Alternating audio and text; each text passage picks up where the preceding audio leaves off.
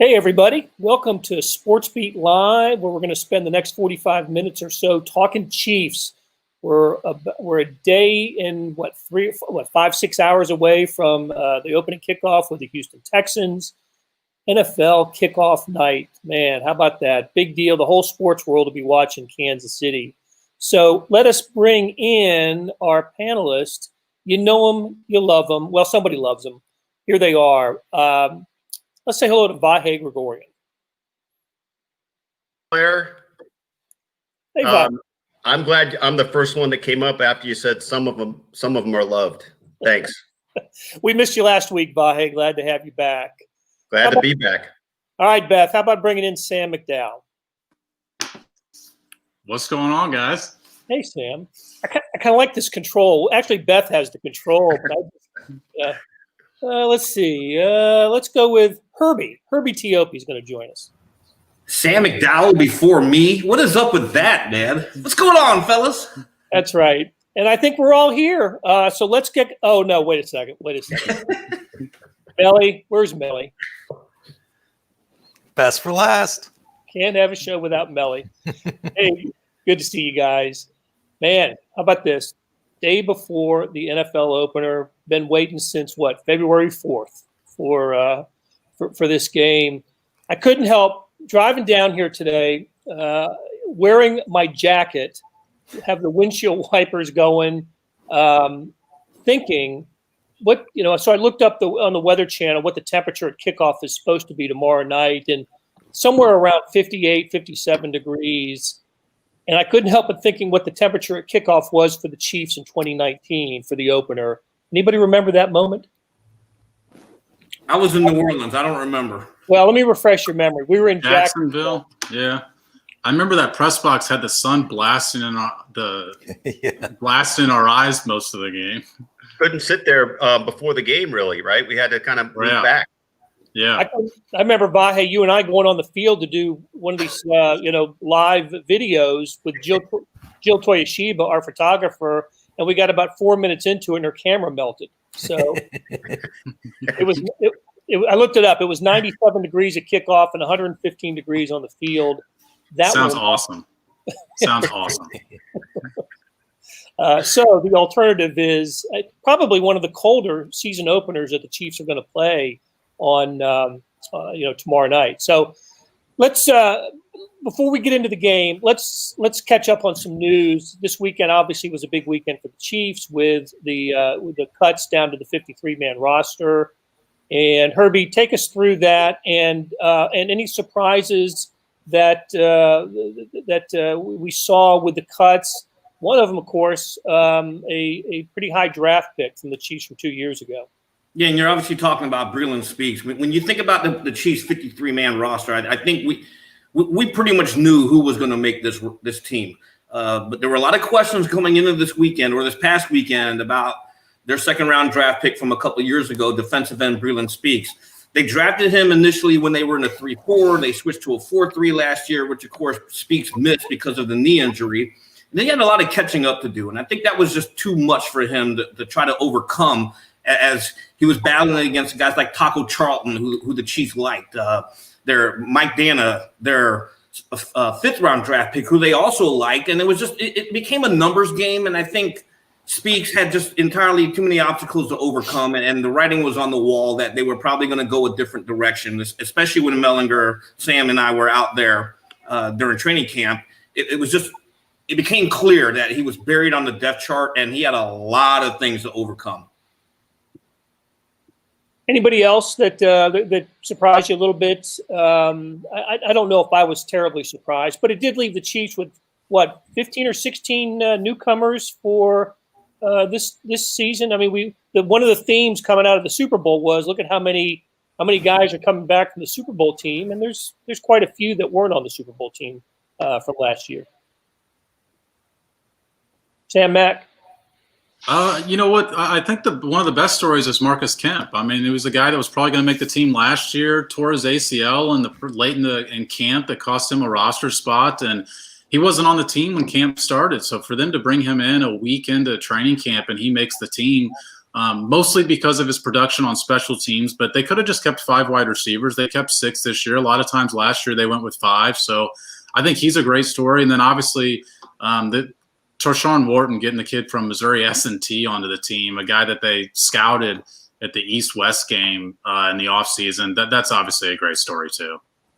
Yeah. Where are we going to see him? Where's he going to – we're going to see him on special teams? Is he going to get some defensive snaps? Where are we going to see Wharton play? I think right now he's depth for defensive tackle. He played a lot of defensive end in college and defensive tackle, but I think they view him more as a defensive tackle. So I think right now it's depth, especially with that Mike Pennell suspension.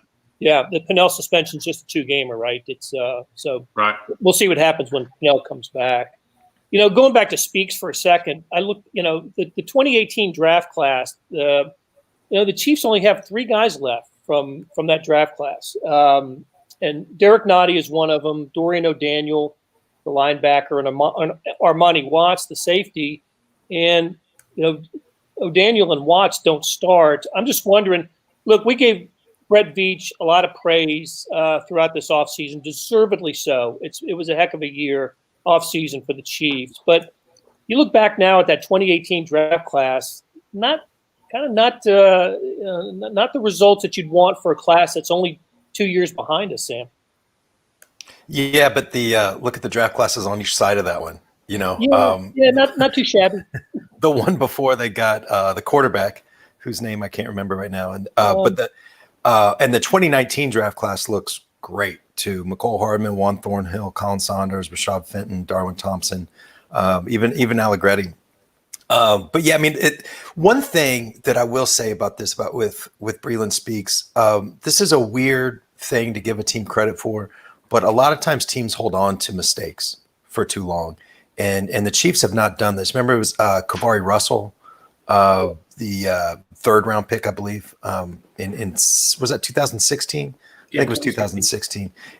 They cut him almost right away. Again, it's a weird thing to give a team credit for, right? You drafted the wrong guy, so you deserve the criticism for that. But there are teams that will hold on to guys too long as well. Okay, yeah, and you're right about the other draft classes. The 2019 draft class looks great. Yeah, it looks terrific, and of course 17. That one will live in loving memory for Chiefs fans. Blair, but it is kind of a funny quirk. I mean, that's officially Brett Veach's first draft class is the 2018 class, right? I mean, as much credit as he gets for perhaps what went into the number 10 pick overall in 2017. It's just kind of almost a oddity of Brett's record that's on the ledger that way. Yeah. Are we getting a glimpse of Mellinger's parenting? Yeah. I will give him credit. He was looking for a football card. He came in here, so I'm not gonna be mad. Which one? I mean, was it a good one or? Basically, any card. He's 4. He doesn't know the difference. He just wanted a card. Aren't they just all Bo Jackson cards in your house? Yeah, that's how we start them off. Well, there was some more news outside the Chiefs, but in the division. How about the Von Miller injury yesterday? Yeah. Ankle injury. He is out for the season. Second big injury in the conference so far this season, with Derwin James, the Chargers safety, also out for the season. I don't know. We're going to get into looking ahead to this Chiefs team and the expectations within the division and for the AFC and beyond. But I guess the best way to maybe frame this is the Chiefs have been pretty fortunate so far with not having a player injured, so in training camp, and of course no preseason games. But man, what a tough deal for the Broncos and the Chargers. When you look around the NFL and you look at NFL teams, you always identify players that a team cannot afford to lose. And Von Miller, the elite pass rusher, is absolutely one of them, and what he means to that defense. They had Chubb, who missed all of last year, also with a knee injury. They were bringing him back, and they had high hopes that they could finally pair Von Miller and Chubb on the defensive end or outside linebacker spots there for them. And, that would have been a pretty potent pass rush. But now Chubb coming back, and now Von Miller goes out, and you're correct. And you hate to see that not just for the Broncos, but also what Von Miller means for the league, because he's one of the faces.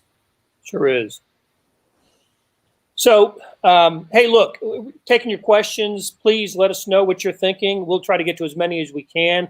Let's start with one from Terrence Warnell Robinson, who says he knows that Jody Fortson received a lot of praise in training camp, but what about Hakeem Butler? Do you guys believe that the Chiefs might be interested in his body type because they don't have that on the roster now? I remember Butler at Iowa State, big body wide receiver. Hey, Herbie, just take us through the decision with Fortson. What do you think was? It seemed like he had an outside chance of making it this year. Yeah, he absolutely had an outside chance. If you go specifically on just the ability to make plays and the ability to make tough catches, but again, it boils down to, and Sam hit the nail on the head there with Marcus Kemp, it boils down to special teams. There was no way in the world Fortson was going to get more playing time over Tyreek Hill, Demarcus Robinson, Sammy Watkins, and McCole Hardman. There was just absolutely no way. Byron Pringle is unknown. The guy can play gunner. He's one of the top gunners on the Chiefs special teams. And so where do you put him? And it came down to special teams, and Fortson just can't overcome that right now. He's still a young player, so he can still grow and develop. But that 5th and 6th wide receiver position has to be able to contribute on special teams, and I think that's pretty much what sealed Fortson's fate. Okay. All right. Look, the Chiefs they're the favorite to repeat. When the Chiefs aren't favored by someone that we find on social media or some website, we're kind of surprised, right? The Chiefs really picking against the Chiefs. The Chiefs are, all the key players back from a terrific team. But there has to be concerns, right? There's got to be some areas of concern for the Chiefs. Let's go around the table and identify what those concerns might be. If something goes wrong for the Chiefs, especially early on, what do you think that could be? Vahe, let's start with you. Well, I hate to overstate the obvious, but that's kind of what I do. I mean, you don't want to see Patrick Mahomes get hurt. That's a concern. I think it's always out there, right? And we saw early last season how devastating that appeared to be. Luckily, he can just regenerate limbs, so everything will work out okay. But it still is on your mind.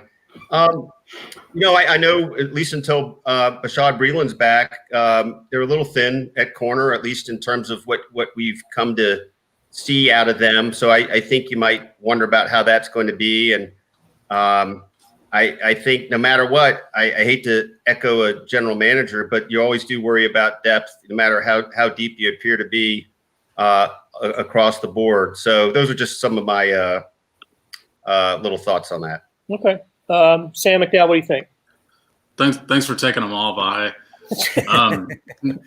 To me, it's got to be cornerback. I mean, this first month, you're probably going to be starting a 4th-round rookie at cornerback, and even the best cornerbacks, I think, struggle some in their rookie year, especially in the first couple of weeks.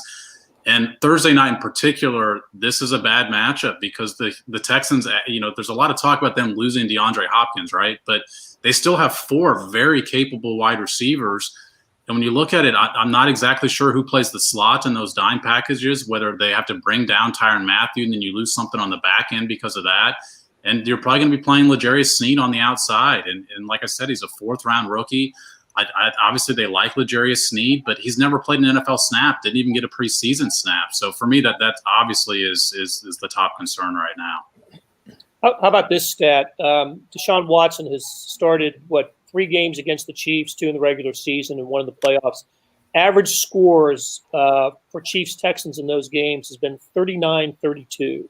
So these guys just play high-scoring games. You remember that game that the first time Watson played against the Chiefs? It was down in Houston. The Chiefs had a big lead, and Watson comes up with 5 touchdown passes in that game, and it was just remarkable. Mahomes obviously was not playing for the Chiefs. He was on the bench, right? And the Chiefs won. Scored 42, and the Chiefs have won 2 of those 3 games. But whenever the Chiefs and Texans play, there is a lot of offense. In fact, the Texans, 472 total yards against the Chiefs in the regular season game last season was the most against the Chiefs all year. And then the Texans had the most total yards of the 3 against the Chiefs in 3 playoff games. So, yes, the Texans know how to move the ball against everybody, but especially the Chiefs. So, Herbie, you down with the cornerback idea? Oh, yeah, absolutely. And to your point on Deshaun Watson, the 2 games that they played against the Chiefs last year, combined 668 yards passing, 3 touchdowns, almost 80 yards rushing, and an additional 3 touchdowns. 2 of them came against the Chiefs in the regular season game. So he can hurt the Chiefs. But I think, Vahe and McDowell there, they nailed it with the cornerback position. Coming into training camp, to me, the 2 biggest question marks were who was going to line up at the guard positions and the cornerback, because we heard grumblings that Breeland was going to be suspended for the first 4 games, and now it's official. You look at their schedule right now. You got the Texans, the Chargers, the Ravens, and the Patriots, and you've got some pretty potent passing games in that mix there. And how they do that right cornerback position opposite Ward, it will go a long way in how they will start off fast. I think what's not going to surprise me one bit is if they start off with Rashad Fenton and Ward in the base 4-3, and then when they go into the nickel package, Fenton slides inside against the slot, and now you have your choice between L'Jarius Sneed and potentially Antonio Hamilton on the outside there. But cornerback is the biggest question mark. Okay, so you've taken guard off the board because of Osemele and Andrew Wiley. Yeah, and I think because Osemele gives them that veteran presence. He's a 2-time All-Pro or former All-Pro, and he's a plug-and-play kind of option. Wiley, they've talked him up throughout training camp, and he's a former starter himself. And the reason why he lost his starting job last year was late in the year. He was battling a knee injury, and Stefan Wisniewski was able to step in, and the Chiefs wanted to go with experience throughout the postseason. Wiley is a guy who knows the system, so I'm not really too concerned now with what they have in place. Hey, Melly, is it possible they actually upgraded at guard with Osemele? I want to see it. I think it's possible. I mean, they've had some problems in the interior of their offensive line for a few years now, and you see that show up on 4th and short, 3rd and short when they try to run the ball, especially run it up the middle. But the other thing, you guys have hit on cornerback, and that's the biggest. I think that there's a gap between their next biggest problem, but they haven't stopped the run in like 3 or 4 years. And I keep waiting for a team, and some have gotten close. I thought the 49ers were going to do it in the Super Bowl, and then they kind of went a different direction for whatever reason. But I'm still waiting for a team to just run it 35 times. And just, if you can stop it, good for you.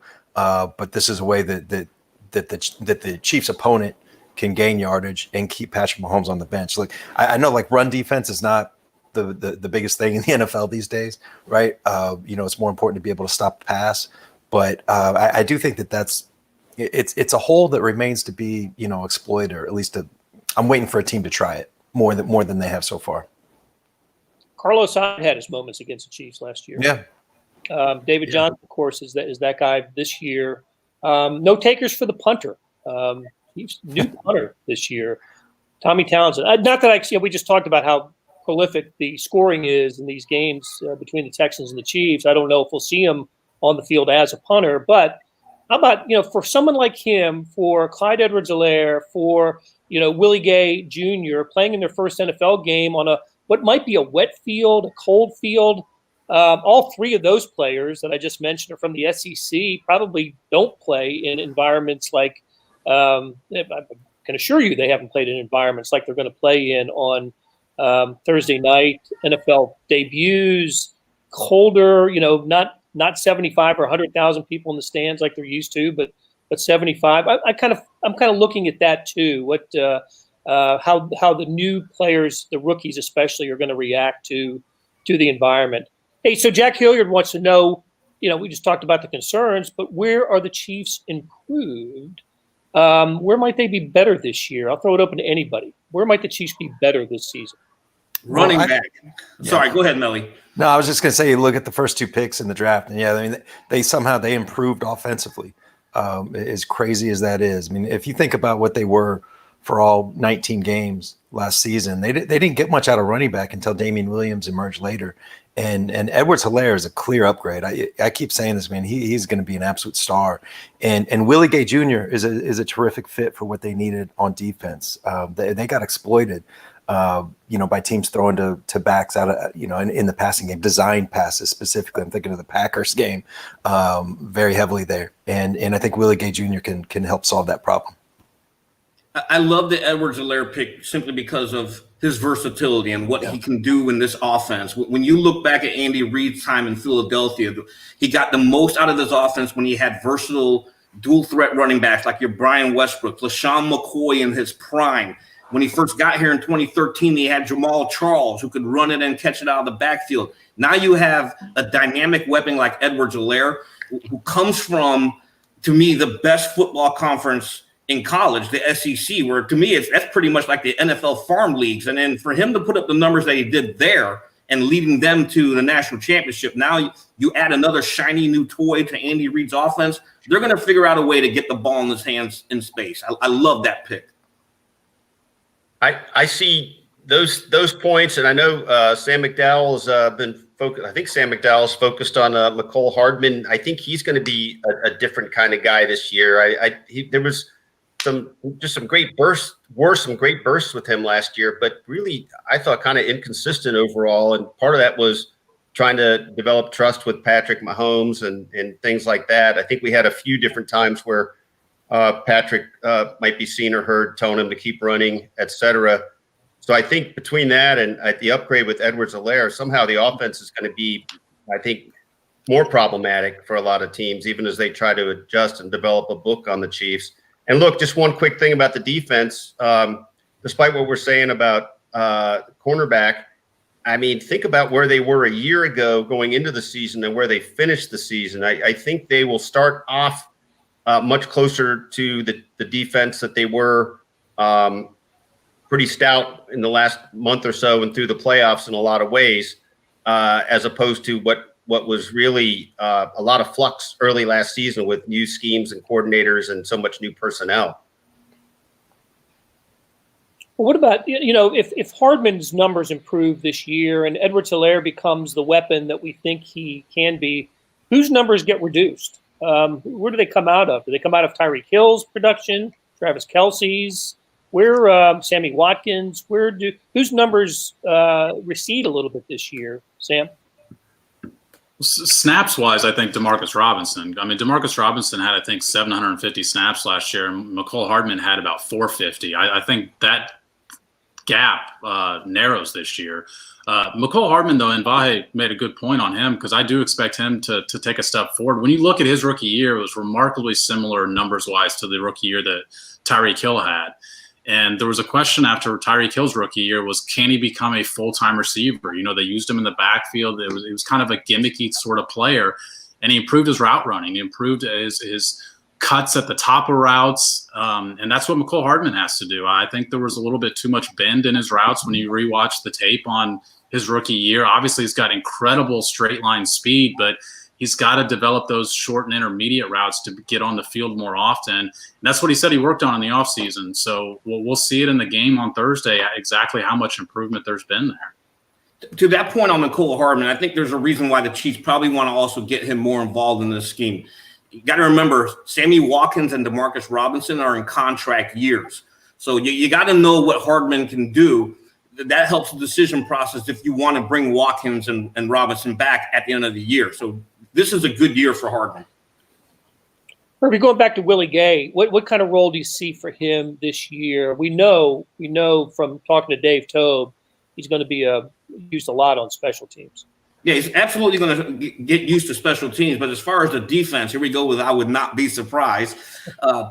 Because you got to remember the depth chart is unofficial. But when they're in a 4-3 base, I think it's pretty clear it's going to be Anthony Hitchens, Damian Wilson, and Ben Neiman. And because that's the way they've lined up throughout training camp whenever they were in 4-3 base. It was always those three linebackers. So it makes perfect sense to do this because, I think it was Melly who brought up the point earlier, or excuse me, it was Vahe, about adjusting to the scheme.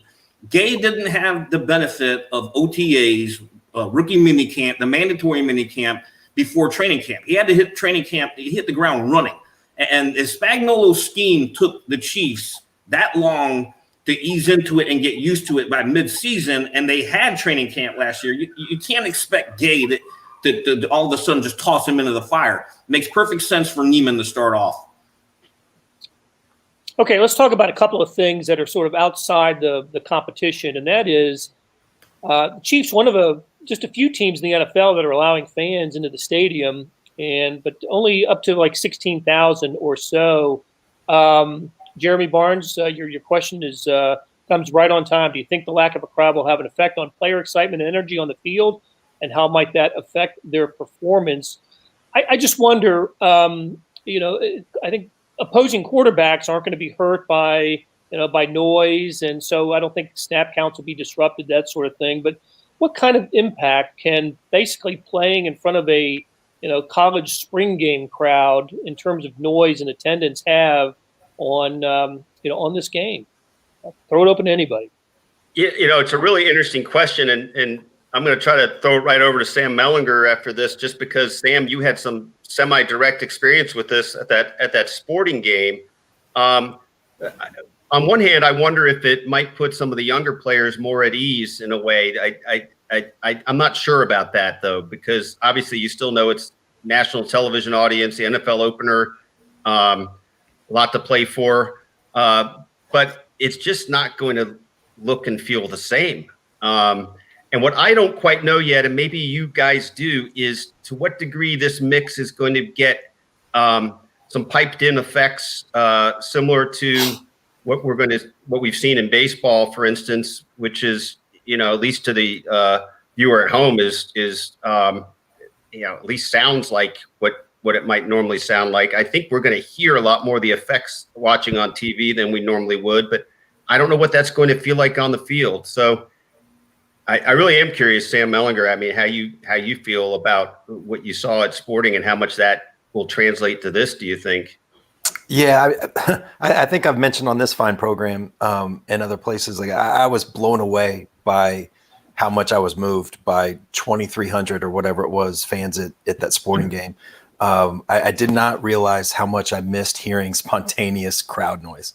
It literally, the hairs on my arm stood up. It was an incredible thing. Look, like we've all followed sports a long time, and we've heard athletes and coaches talk a lot about, the involvement of the crowd and the effect that has on the game. Unless that's all BS, there has to be some effect now, right?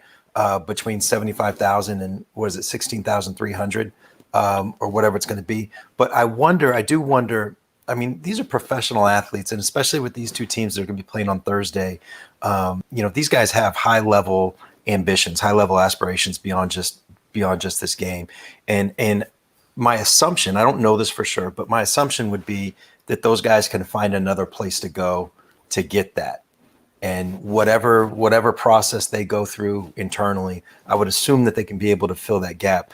The biggest difference, I would think, is just sort of theatrical, if I can use that word, of just it will feel different in the stadium. I mean, one of the coolest things Kansas City has to offer is Arrowhead Stadium filled with 75,000 people screaming out of a commercial break, and it's third down, and either Patrick Mahomes is going into the huddle, or Chris Jones is dancing at the line of scrimmage, one of those things. And you're not necessarily going to have that. I just wonder if like the fan experience will be diminished a little bit, but at least for this game, I would assume that there'll be as much energy and focus from the players as there would be, in a normal year. What kind of pregame demonstration or protest might we see from the Chiefs and or the Texans? Actually, I think it'll be some kind of combined effort, I suspect.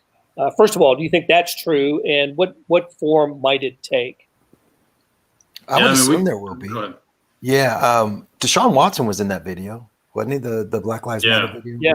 With Patrick Mahomes and Tyrann Mathieu. I would assume there'll be something, whether that's in the locker room for the anthem or whether it's kneeling, but I would expect it to be like sort of collective as well. Major League Baseball, they had the first crack at this in some ways, right? And there was, the black fabric, that all the players knelt with and while they played a Black Lives Matter video. Maybe they do that and then everybody stands for the anthem. I don't know, but I would expect there to be something. And I would expect it to be collective rather than, sort of individual. Yeah, Tyrann Mathieu basically mentioned last week, or was it this week, I guess, that the two teams have been talking. And Bill O'Brien on Monday in his teleconference that the Kansas City media was allowed on said he thinks it'll be some sort of connected effort between the two teams out there. They've talked about it so much, I would be shocked if there's nothing done. And I certainly feel like that's been the message from at least just from the Chiefs side all along, right? We keep hearing even little hints with things Andy Reid has said or to some degree, things Clark Hunt said, that the suggestion seems to be they will do something as one. What I would hope, because we're over here talking about protests and potential kneeling, and I hope the focus isn't on the protest, the silent protest, or the kneeling itself. The focus needs to remain on the issues that's prompting these protests, and I hope that like the athletes get that through, and whatever the broadcast says about it, they cannot lose the message. There's a reason why they're doing it, and that's the key thing. Patrick, among others, has done a good job, I think, articulating that point, and I think it's paramount, Herbie. I'm glad you said it the way you did. Okay, hey, a couple of quick points. Will Juan Thornhill play tomorrow night? I believe he will, right? Yeah, he practiced fully these last 2 days, and I like how the Chiefs worked him in when he came off the physically unable to perform list. They worked him in slowly. They started him off on 7-on-7 drills during training camp, and then he went to 9-on-7, and then the final day he was on 11-on-11, and that's the perfect way to do it. And short of a setback here, he should be full go for Thursday night. Okay, good to know. And one of the great national media presence in the country when it comes to pro football, Therese Paylor says hello to everybody. So, Therese, Somebody. boy. all right, we've come to the portion of the show that is endorsed by Candy Corn. A treat approved by 20% of this panel. So we got a couple of Candy Corn questions for you today. The first one is, I'll tell you what, guys, just seeing the NFL on TV Thursday, opening game for the opening weekend, I cannot wait to watch it, to see it. And we've had baseball, we've had soccer, we've had the NBA and the NHL. Sports have been back, right? I think the audience, the TV audience, is going to be huge. And really, I find now is the time to sort of put away the binge watching that I've done over the spring and summer during the COVID. And I did catch up on some shows that I've always thought, if I ever have time, I'm going to sit down and watch. And I watched a couple of them. So I want to ask you guys, if you've done any binge watching this summer, what did you like? And do you have any recommendations? And to people who are chiming in with questions, I wouldn't mind hearing from you guys as well. What were your favorite summer binge watching shows? So let's start with you, Vahe. Blair, first, thanks for confirming that it's older folks like you and me that just call it the COVID.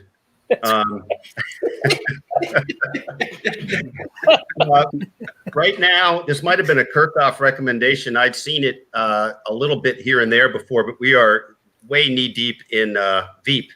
We're about into season 6, and it is so funny, so vulgar. I really couldn't recommend it for everybody, but it's pretty funny. And before that, we watched SCHITT' Creek, and that was another Kerkhoff recommendation. Also, Fleabag, The Wire, and Watchmen. I would recommend. Wow. Did you do anything else? every single night, with no sports going on at night other than some Royals nights. That's been about 4 months worth now. I don't want to make it sound like it's just the last week or two. Yeah, the Royals have definitely changed my viewing habits. How about you, Sam McDowell? You know what? I would love to see our viewers' comments on this, because I feel like we struggled to find something to actually latch onto. So I watched Billions and finally caught up on that. Succession on HBO is fantastic, but that's only had 2 seasons. So I don't like watching things as they come out. I'd rather watch it after the show's all over so I can completely catch up on it. So there hasn't, I feel like all those top shows, The Wire's fantastic, Breaking Bad's fantastic, but I've seen all those multiple times. So like I said, I'm interested in the viewers' comments on this, because I'd love to get some suggestions. Well, one that's come in is Watchmen. I've heard of it, haven't seen it. We'll have to check it out. Well, I assume Vahe has. I mean, what hasn't he seen during this quarantine? I did. He did see it. Yeah, it was terrific. It really was jarring and interesting all at once. All All right, Herbie, I know you'll have some answer that'll surprise us all. No, not really. For me, it's because I refuse to believe how Game of Thrones ended. So I like to remember what it was like. So I do this every summer. I will always binge watch the Game of Thrones seasons 1 through 7 now, and that's it. And I'll just continue watching it because I always like to remember what it was. And then Peacock. The Peacock app through NBC, Poker After Dark. I didn't realize they were showing all the old Poker After Dark stuff. So every now and then before I go to sleep, pop the phone up and pop the app on, and I'll just watch Poker After Dark and then go to sleep. Herbie watched Rounders 38 times. Yes, I did. Yes. And texted me every single time he was watching it. Screen grabs, Max. Screen grabs. All right, Melly, what you got? So, as it turns out, I had never watched Sopranos, and my wife had never watched The Wire. And so we kind of like traded off for a little bit. But then at some point, I realized I was more into Sopranos than she was into The Wire. So we stopped that. But have you guys seen Yellowstone? No. It's amazing. It's great.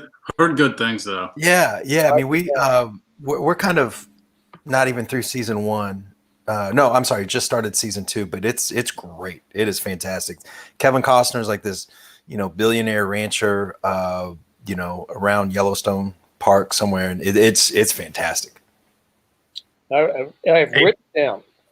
Blair, Give us the way to watch that for free, though, Sam. What's the best way to watch that? Can't do it. We've been paying like a couple bucks on YouTube for the early episodes. We got season 3 recorded. It's on. It's not Netflix. It's not Amazon. It's some channel.